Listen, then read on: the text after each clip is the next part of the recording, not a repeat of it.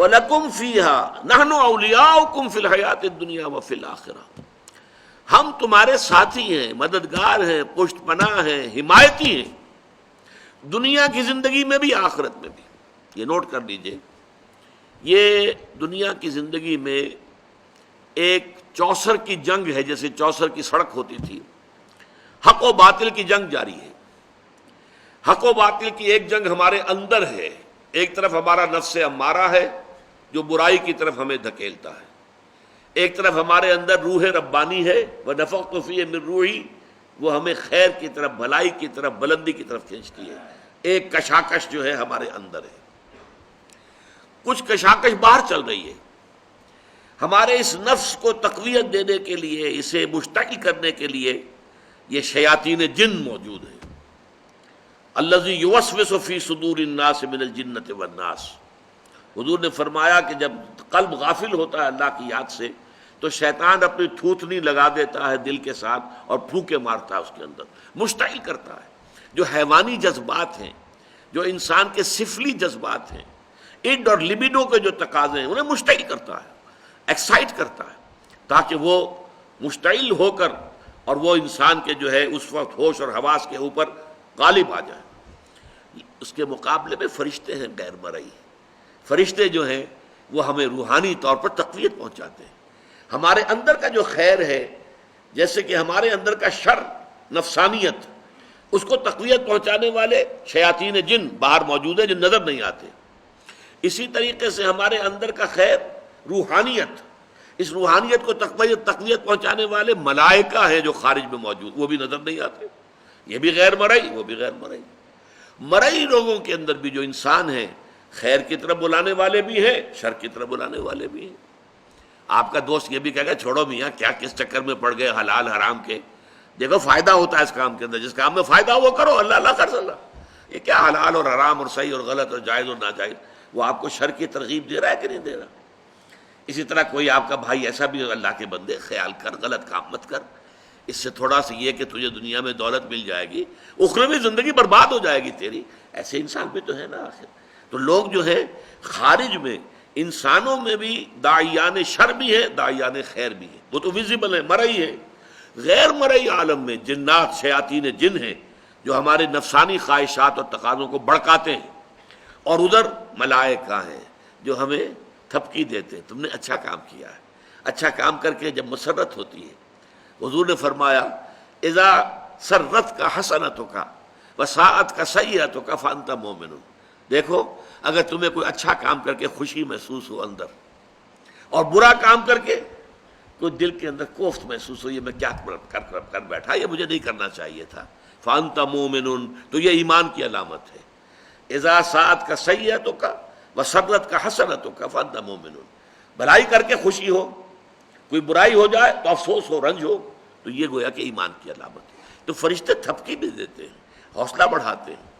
قرآن مجید میں آیا ہے جنگ بدر میں، جنگ احد میں فرشتے آئے، انہوں نے مدد کی، اہل ایمان کے دلوں کو اور اہل ایمان کے قدموں کو جمایا۔ انثبت الذین آمنوا، جاؤ قدم جما دو اہل ایمان کے، تو اہل ایمان کے لیے فرشتے آئے۔ تو یہ فرشتوں کا نزول ہوتا ہے ان اولیاء اللہ، اللہ کے ساتھیوں کے بارے میں۔ اب یہ اولیاء اللہ سے آپ یہ نہ سمجھ لیجئے کہ وہ کوئی علیحدہ قسم کی نوع ہے یا کوئی علیحدہ جنس، انسانوں ہی میں ہوتے ہیں نا۔ تمام صحابہ اولیاء اللہ تھے، سب کے سب اولیاء اللہ کا جو اعلیٰ ترین معیار ہے، کوئی ولی اللہ غیر صحابی ادنا سے ادنا صحابی کے پائے کو بھی نہیں پہنچ سکتا۔ یہ اچھی طرح نوٹ کر دیجئے، یہ ہمارا اہل سنت والجماعت کا پختہ عقیدہ ہے۔ کمتر سے کمتر صحابی جو ہے بڑے سے بڑے ولی سے بھی وہ افضل ہے، بڑے سے بڑے ولی سے افضل۔ تو اولیاء اللہ سے مراد یہی نہ لے لیجئے جو ہماری اپنی جو ووکیبلری ہے، ہماری بول چال میں صوفیاء کرام کے لیے الفاظ یہ آتے ہیں، وہ بھی ہیں الحمدللہ، ان کے اندر بھی اولیاء اللہ بہت بڑی تعداد میں ہیں، لیکن جو ہمارے صحابہ کرام تھے وہ تو سب کے سب اللہ کے ولی تھے۔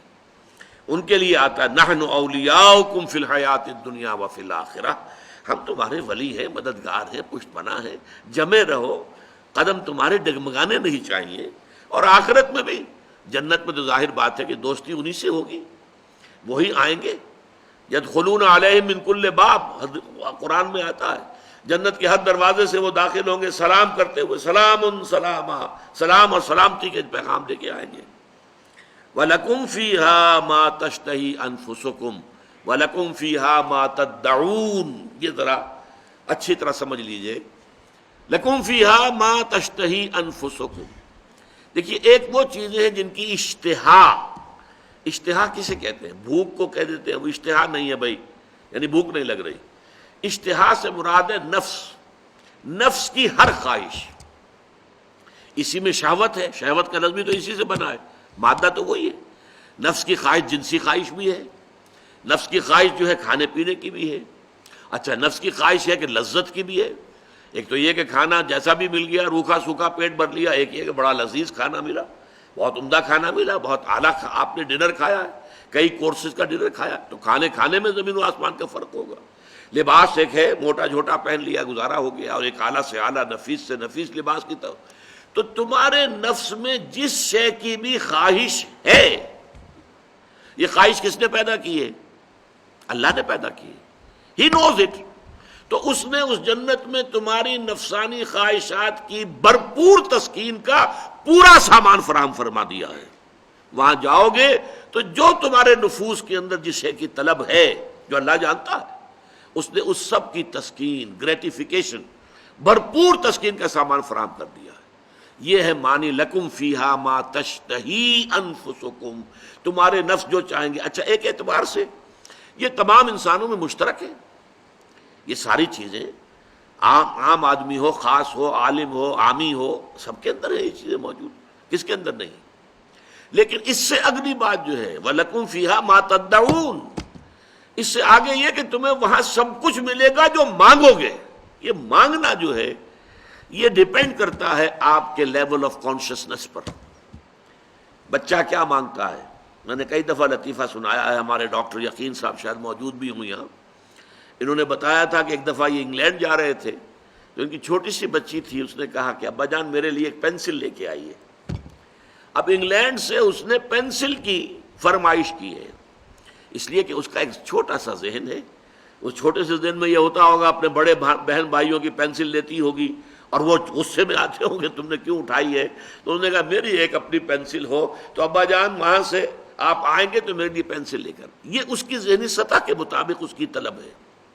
آپ بڑھتے جائیے بڑھتے جائیے بڑھتے جائیے بڑھتے جائیے تو آپ کی ذہنی سطح جتنی بلند ہوگی اسی اعتبار سے آپ کی ڈیمانڈ، تدعون، ڈیمانڈ، جو ڈیمانڈ کرو گے، جس چیز کا آرڈر کرو گے.